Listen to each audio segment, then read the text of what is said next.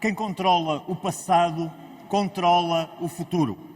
E aquilo a que assistimos nestes 50 anos que decorreram desde 25 de abril de 1974 é uma tentativa de controlo do passado por parte da extrema-esquerda.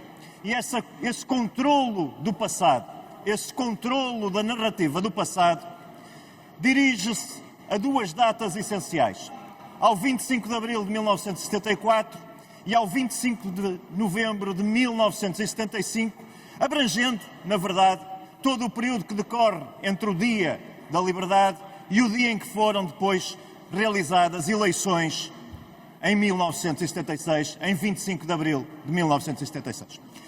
E esse controlo da narrativa que a extrema-esquerda, a extrema-esquerda radical, tentou ao longo do tempo, tem duas particularidades. Relativamente ao 25 de abril de 1974, a tentativa da esquerda mais radical foi de excluir todos os outros partidos da participação na celebração dessa data fundadora da nossa liberdade. É certo que com a cumplicidade de uma direita envergonhada, de uma direita salazarenta, que muitas vezes prescindiu de celebrar essa data porque tinha uma reserva mental relativamente a esse momento marcante da nossa democracia.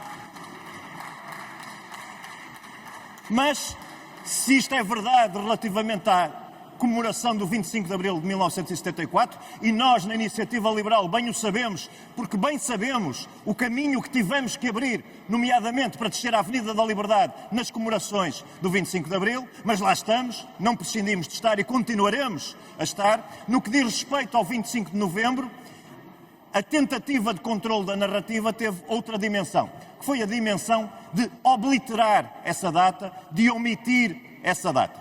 E, portanto, hoje aqui estamos a tentar repor o equilíbrio da história.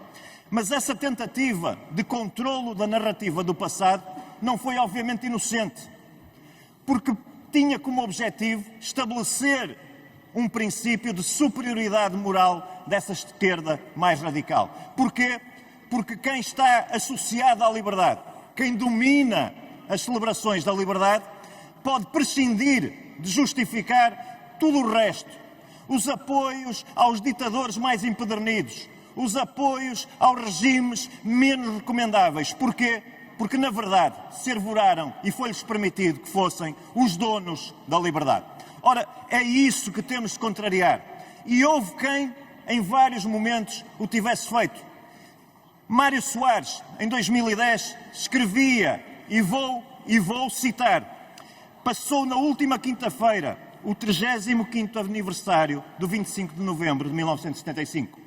A maior parte dos leitores jovens desta crónica, dizia Mário Soares, talvez não saiba sequer do que se trata. E, no entanto, é na história contemporânea de Portugal uma data tão importante para a afirmação da democracia pluralista, pluripartidária e civilista que hoje temos, como a própria Revolução dos Cravos. Estou a acabar de citar Mário Soares.